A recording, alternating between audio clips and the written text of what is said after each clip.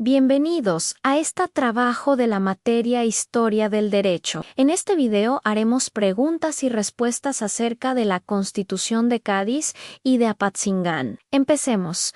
¿Cuál fue el contexto histórico inmediato que llevó a la creación de las Cortes de Cádiz y la Constitución de 1812? Respuesta.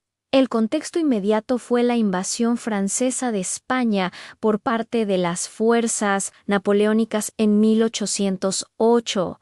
Esta invasión provocó las abdicaciones de los reyes Carlos IV y Fernando VII.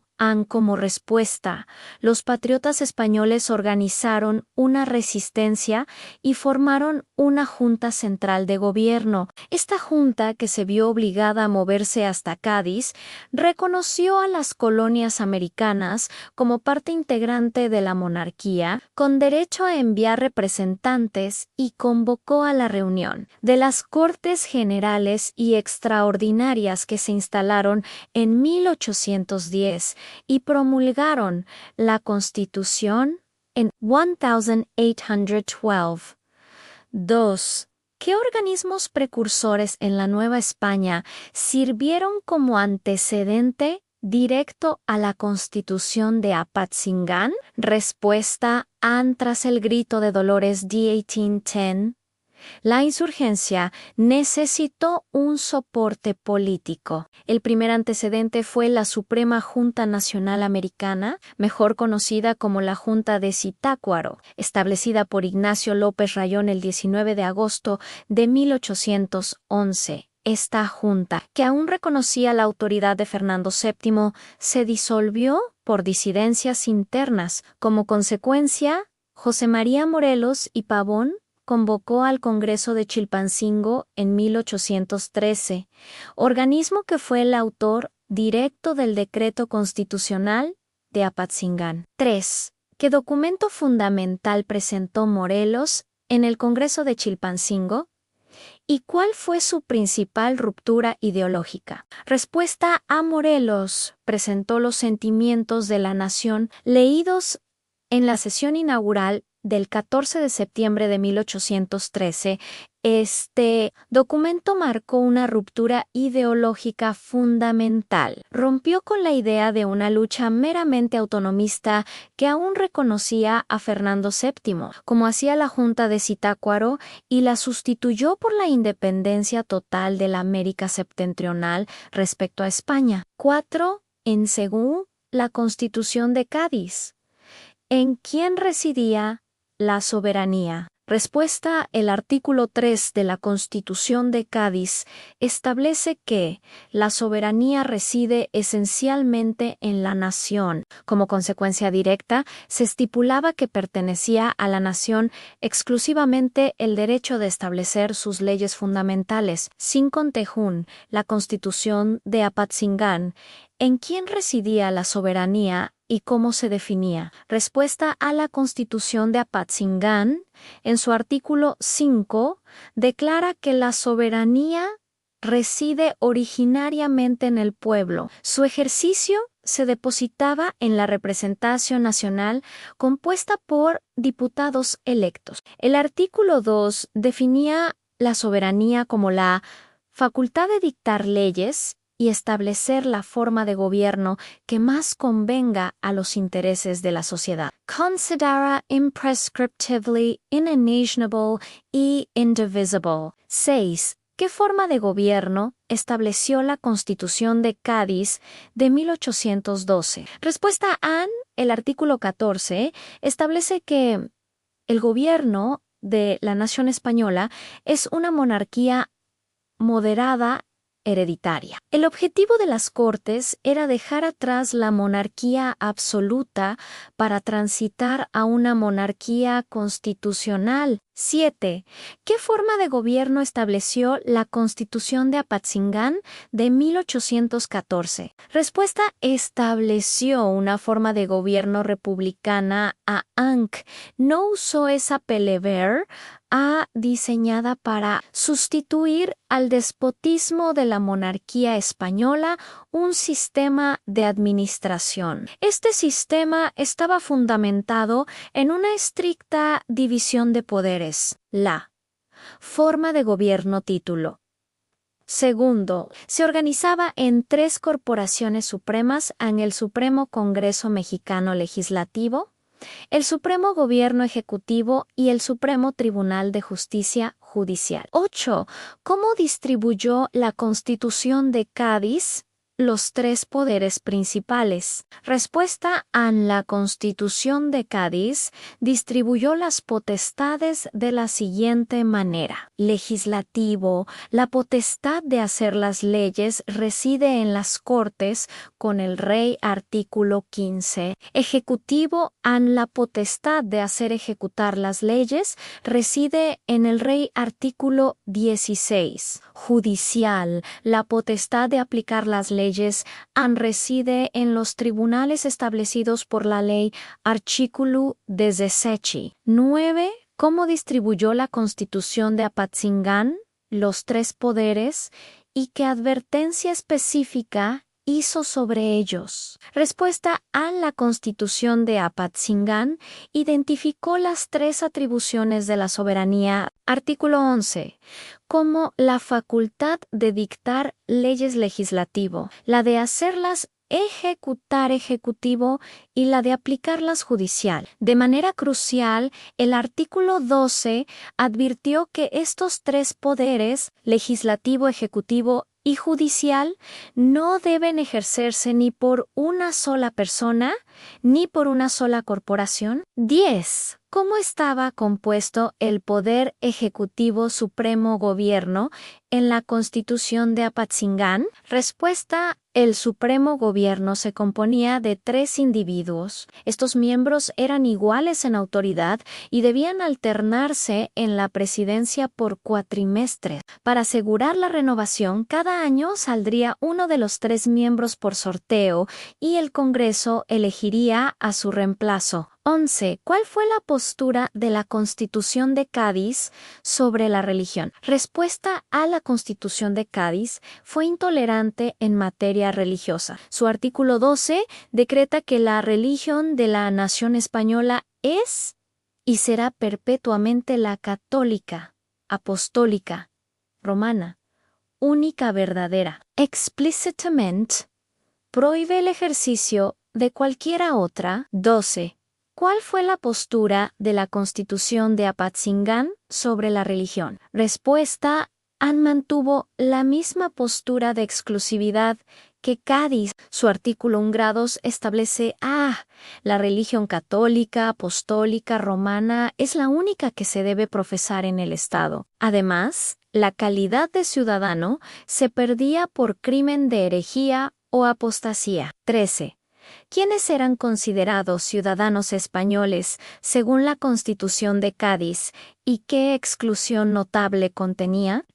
El artículo 18 definía a los ciudadanos como los españoles que por ambas líneas tuvieran su origen en los dominios españoles de ambos hemisferios. Sin embargo, contenía una exclusión racial notable. El artículo 22 establecía un camino diferente y restrictivo para los españoles, que por cualquiera línea son habidos y reputados por originarios del África, quienes no eran ciudadanos automáticamente, sino que necesitaban una carta de ciudadano concedida por las Cortes por servicios calificados. Los diputados mexicanos en Cádiz condenaron esta exclusión de las castas. 14. ¿Quiénes eran considerados ciudadanos según la Constitución de Apatzingán? Respuesta: la definición de Apatzingán fue más inclusiva en términos de origen. El artículo 13 estipulaba que se reputan ciudadanos de esta América todos los nacidos en ella. Además, el artículo 6 otorgaba el derecho de sufragio sin distinción de clases ni países a todos los ciudadanos que cumplieran los requisitos de ley. Esto otorgaba el voto a indígenas, miembros de castas y descendientes de africanos tradicionalmente marginados. 15. ¿Qué capítulo destaca en la Constitución de Apatzingán y qué derechos fundamentales consagraba? Respuesta: destaca el capítulo 5 de la igualdad, seguridad, propiedad y libertad de los ciudadanos. Este es considerado el primer capítulo exclusivo sobre derechos humanos en la historia constitucional mexicana. El artículo 24 declaraba que la felicidad consiste en el goce de la igualdad, seguridad, propiedad y libertad. Entre los derechos consagrados estaban la igualdad ante la ley Arts 19, la presunción de inocencia Art and 30.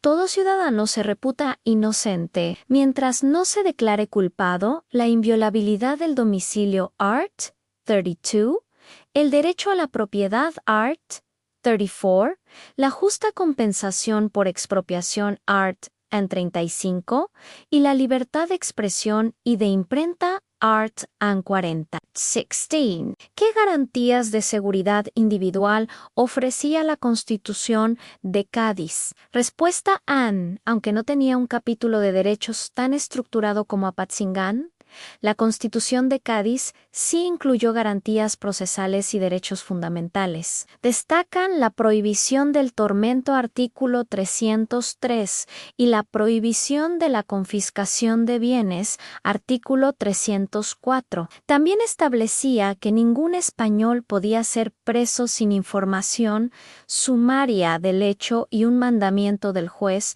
por escrito. Artículo 287. Además, protegía la libertad política de la imprenta. Artículo 371.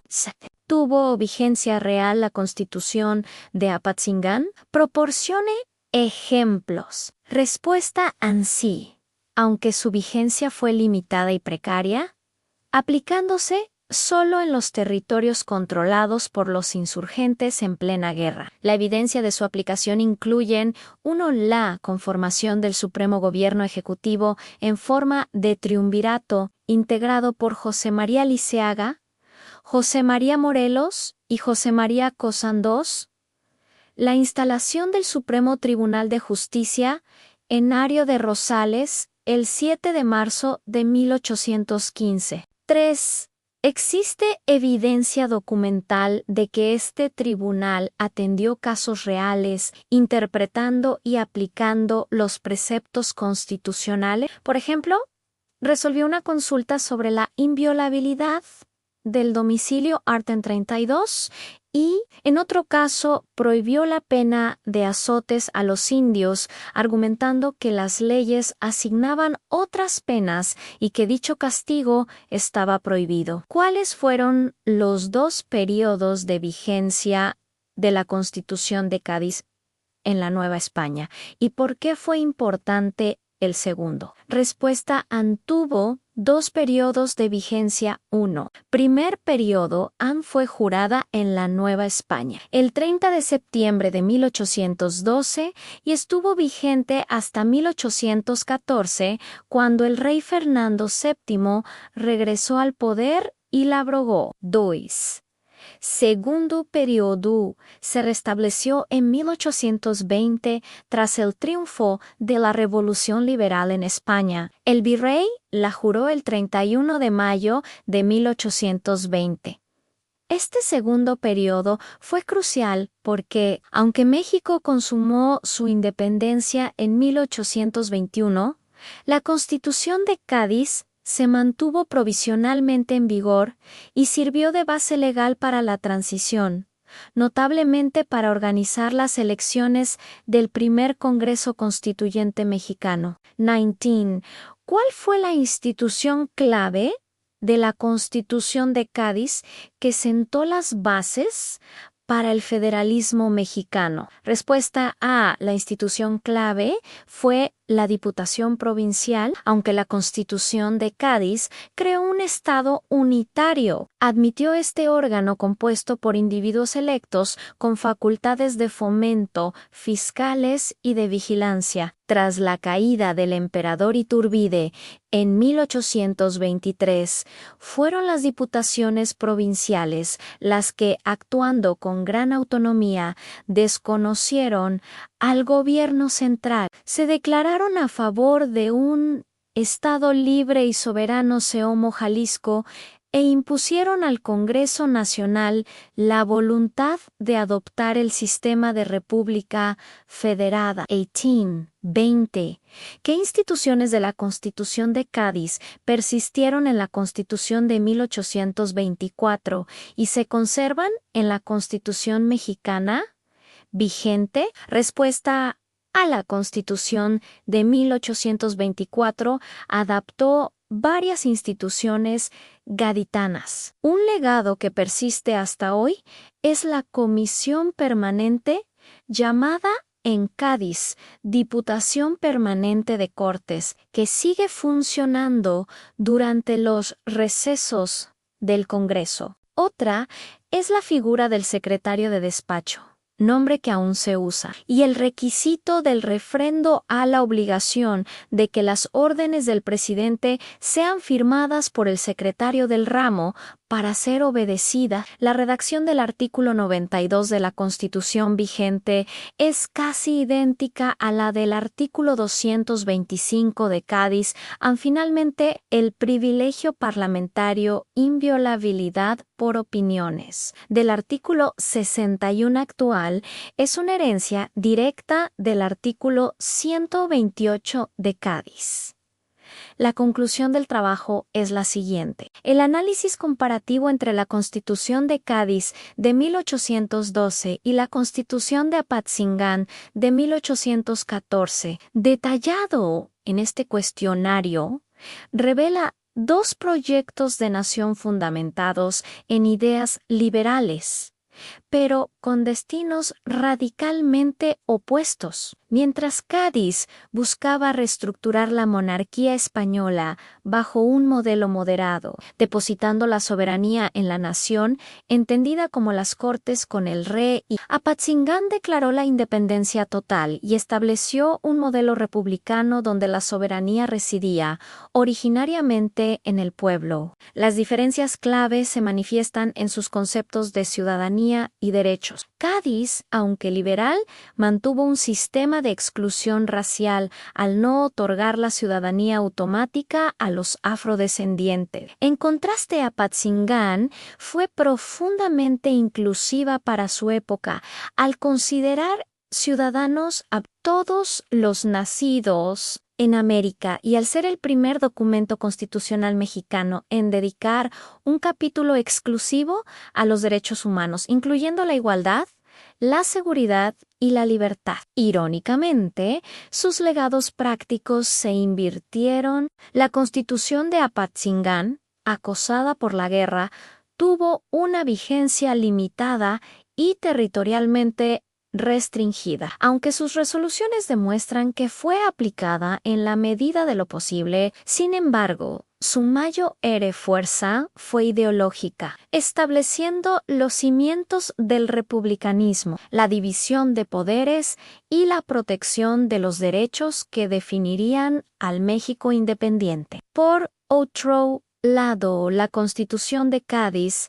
a pesar de ser un documento español y haber sido abrogada, tuvo un impacto institucional directo y duradero. Su segundo periodo de vigencia, 1820 a 1821, sirvió como marco legal para la transición a la independencia. Más importante aún, su figura de la Diputación Provincial fue la semilla que germinó en el federalismo mexicano, siendo estas las instituciones que, tras la caída de Iturbide, reclamaron su soberanía y forzaron la creación de una república federal. En síntesis, Cádiz y Apatzingán no son solo documentos históricos, sino las dos piedras angulares del constitucionalismo mexicano.